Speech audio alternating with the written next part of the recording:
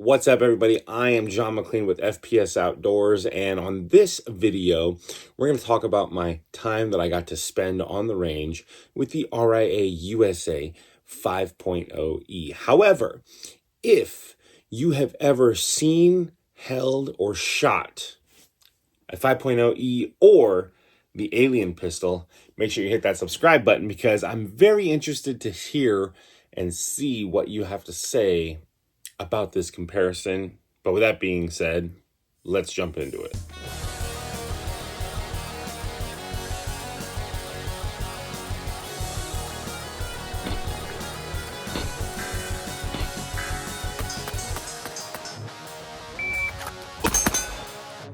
.108.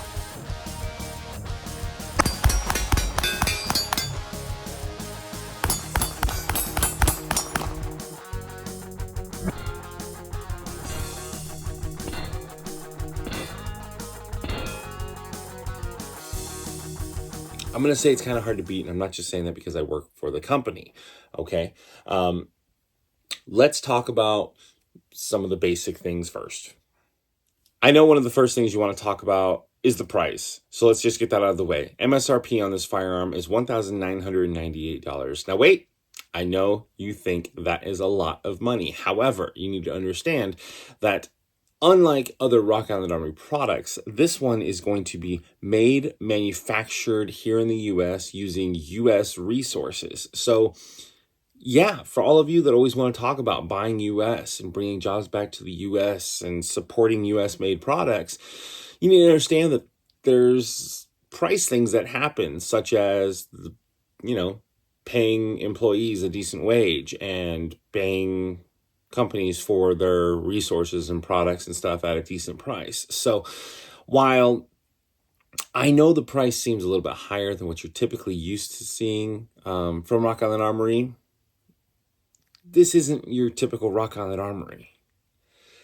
Now, because the technology is different, I don't like to compare this firearm with your typical other firearms that are out there, such as what you guys have all said, is that it's a CZ.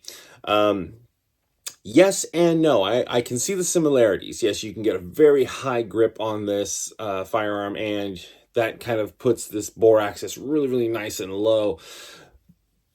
But you're talking about a conventional recoil system versus something that's kind of new as far as the technology goes. So, I like to compare that to almost saying like you're comparing a Ferrari to an F1 car. Like, yeah, they both have four wheels and they both have an engine and, a driver has to control.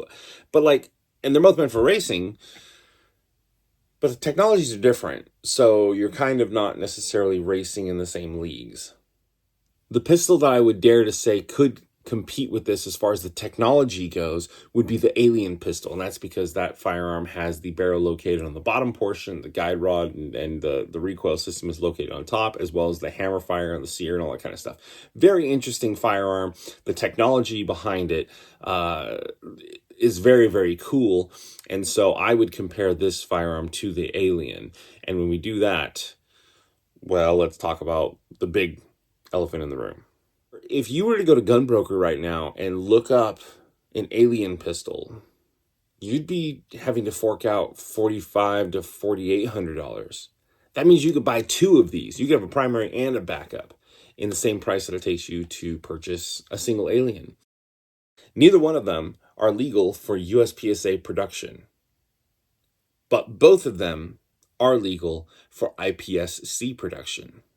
Because the wording of USPSA says that the pistol must be a double action, single action, or striker fired pistol, no single action.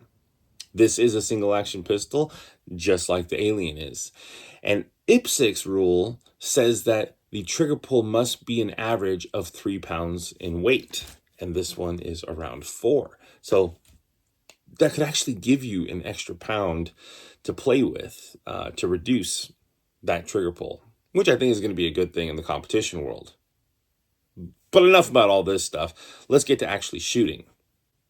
Now, while I don't have $4,500 to $4,800 to throw at an Alien pistol so I can do a side-by-side comparison of these two, what I do have is a single stack 9mm competition ready pistol that I personally shoot on the competition circuit. And so I wanted to kind of get as close to what you could as far as the weights and all that kind of stuff when I did the side-by-side comparison. And we're going to show those videos right now so you can basically just kind of see the recoil impulse from your standard 9mm 1911 versus the 5.0E. So when I finally got home to look at the footage, I gotta say I was a little surprised because the gun feels and it looked like there was a significant decrease in the muzzle rise, muzzle flip, and all that kind of stuff. And I think what that video shows is that maybe it's not as big as what I thought I was seeing in my head. However, when you're actively behind the gun and when you're actively seeing those sights cycle and the gun shoot, it does look and feel different. It looks and feels like there's less movement and less violence that's going on, okay? So that's the first thing I noticed once I got home to check this footage. Now, after some time behind the firearm with the iron sights, I decided to throw a red dot on there, and that's where I feel I saw the biggest improvement visually with the recoil and all that kind of stuff. So what you see here is a custom-built Rock Island Armory high-cap 9mm that they built for me that was designed to shoot factory 9mm ammunition. It was designed to be in the minor power factor if we're talking about the competition world. You'll notice that the scope is mounted to the frame, so the scope does not reciprocate back and forth as this firearm is shot, and then it's got a dual chamber compensator on the end. So for those that don't understand what a compensator does, as the bullet and the gas leaves, the bullet leaves the barrel, the gas hits the compensator, that directs the gas word upward, which helps keep the muzzle down, which means that there is less muzzle rise in an open gun such as this. Now, because this is a 9mm minor gun, means that there's not really as much gas coming out of this port as could be. So it works, not as good as it could work, but it does, okay? And the thing about shooting this firearm is that, as you can see, it's got a Vortex Viper red dot on it, which is one of the bigger windows that you can see from the Vortex line of optics. And throughout firing this pistol, the dot will never leave the window. With my Glock 34 MOS, when I put the same red dot on that firearm, that dot is gone. It leaves the window completely, and then you have to drive the gun back down to drive the dot back into the window to get it onto the target for your follow-up shot or when you're transitioning or blah, blah, blah. When I threw the dot on the 5.0E, I could keep the dot in the window of the CCW Defender red dot that I had installed on it. There's no compensator on this firearm, and the dot is reciprocating. It's not even staying stationary. So through all that excess movement, I was still able to keep the dot inside the window and track it through rapid fire. I thought that was very, very interesting because it was not what I was expecting.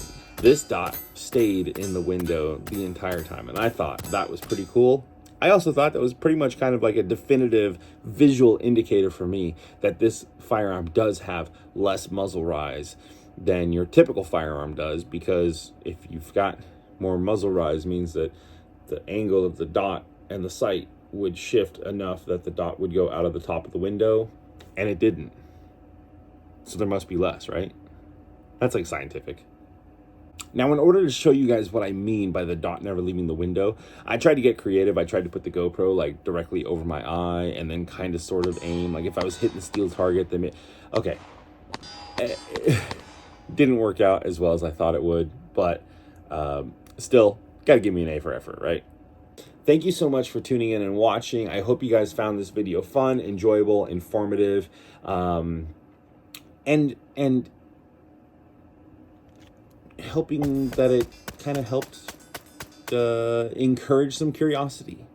That took a long time to get there, right? But because I'm going to tell you, when you get your hands on it, when you feel the slide reciprocate, when you feel that recoil impulse, I do think you're going to be very, very impressed. So that's my initial review with the 5.0E from RIA-USA with the live fire range portion of it.